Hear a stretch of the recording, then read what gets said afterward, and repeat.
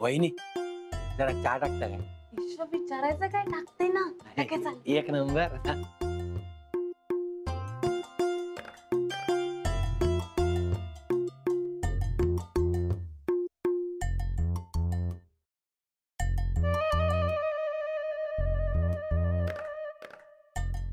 बरं आहे ना? काय बरं आहे ना. मला खरंच हृदयविकाराचा झटका आला असता. हा हा माहितीये, मला माहितीये. टेन्शन आला आता, पण आता टेन्शन नाही घ्यायचा. मी केलाय ना सगळं मॅनेज. कसं काय झालं सगळं? काय झाला, मला ना मावशी बोलली हे जे काही सगळं चाललंय ना ते नाटक आहे, नाटक. आणि हातातली फाईल सोडायला तयार नाही ना. तेव्हाच मी डाऊट खाल्ला आणि लगेच गेलो त्या डॉक्टरकडे आणि त्याला बोललो, हे डॉक्टर सेम टू सेम एक फाईल बनवून दे त्या गुलाबी रंगाची. तो रडायला लागला ना. तो बोललो, हे रडू नको. तयारच नव्हता फाईल बनवून द्यायला. मग दिली एक टोचन. तो बोलतो मग देतो देतो देतो देतो. मग तयार झाला.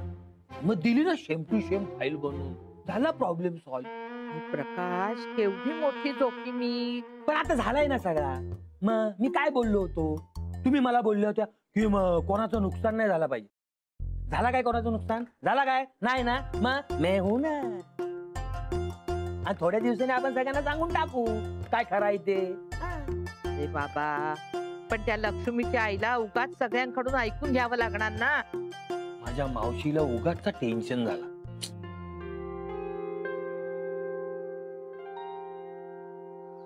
मला अजूनही एका प्रश्नाचं उत्तर नाही मिळालंय आई, आणि त्याचं उत्तर तुम्हीच द्यायचं. तुम्हाला काय म्हणायचं होतं? माझी आई खोटारडी आहे? हा असा जाहीरपणे तिचा अपमान का केला तुम्ही आई? नाही वैभव, एक मिनिट बाबा, मला बोलू दे. बाबा प्लीज प्लीज नका बोलू. आईने हे सगळं का केलं हे मला कळलंच पाहिजे. सांगा आई, हे का केलं तुम्ही? नाही वैभव आहे बघ, प्लीज म्हणजे मला बोलू दे प्लीज. मला तुझा राग कळतोय आणि तो मला 100% मान्य आहे. तुझ्या जागी मी असतो ना तर मी हे सगळं नसतं सहन केलं. म्हणून मी माफी मागतो तुझी. हे बघ, आम्ही दोघं नवरा बायको आहोत. एकमेकांच्या चुकांसाठी माफी मागण्यात मला काही गैर वाटत नाही.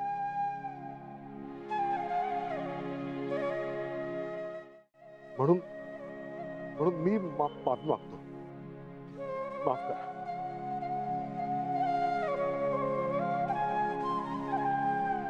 बाबा बाबा प्लीज नका माफी मागू तुम्ही.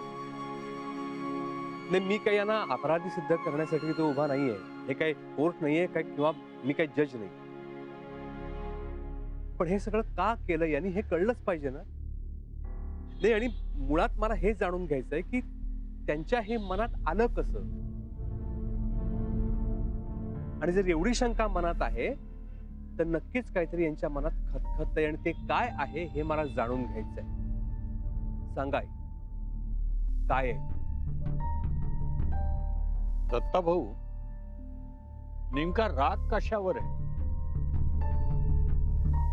दवाखान्यात ये जा करावी लागली त्यावर? का इतक्या वर्षांनी आम्ही आलो आणि नेमकं त्याच वेळेला हे सगळं करावं लागलं त्यावर?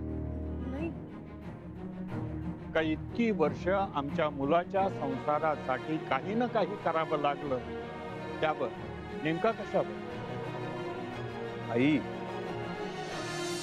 बोला, प्लीज बोला. काय नाही, इतकी वर्ष मला अपमान सहन करण्याची सवय झाली. या प्रश्नाचं उत्तर जर नाही दिलं ना तर मला आयुष्यभर हे छळत राहील. मला भयंकर त्रास होईल. तेव्हा प्लीज याचं उत्तर द्या. मी आता काहीही बोलले ना तरी तुम्हाला ते पटणार नाहीये हे माहितीये मला. मग बोलून फायदा काय आहे? पण तरीही बोलते. मी काही हे सगळं स्वतःहून शोधायला वगैरे गेले नव्हते. वैभवराव, त्यावेळी तुम्ही सगळे खूप टेन्शन मध्ये होता. नाही, त्यामुळे तुम्हाला त्या सगळ्या गोष्टी दिसल्या नसतील. मलाही टेन्शन होतं, पण मी सगळीकडे तटस्थपणे बघू शकत होते. मला सगळं संशयास्पद वाटत होतं. आणि त्याच वेळी ती फाईल माझ्या हातात लागली.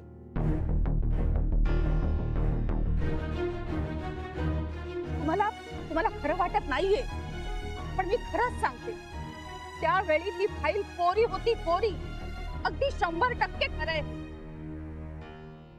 आई, अगं ती दुसरी कुठली तरी फाईल असू शकते किंवा चुकून आपल्या खोलीत आली असेल. चुकून? अशा गोष्टी चुकून होऊ शकतात? लक्ष्मी, कुणी काहीही म्हणा, पण ते ऑपरेशन, ते इतक्या लवकर बरं होणं, सगळी गडबड वाटतेय मला.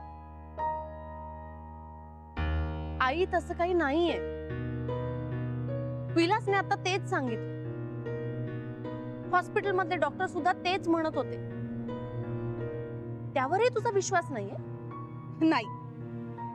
म्हणजे आई, तुम्हाला काय वाटतं, माझी आई फ्रॉड करणारी बाई आहे असं वाटतंय तुम्हाला?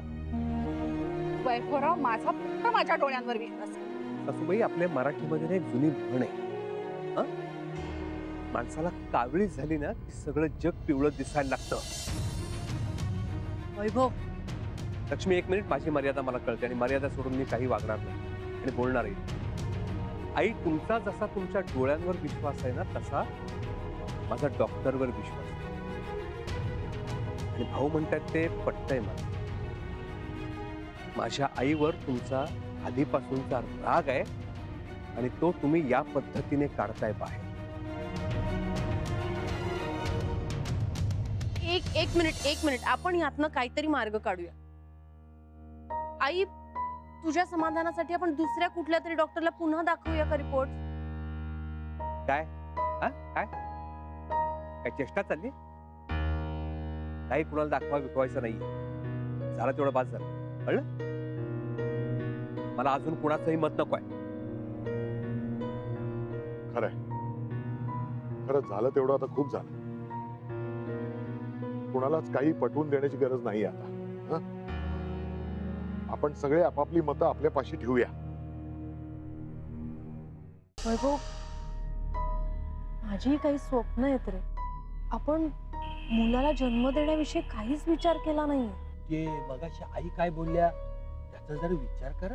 ए, आगावपणा करू नको. आगाऊपणा काय? आम्हाला पण कोणी मामा बोलणार येऊ दे ना.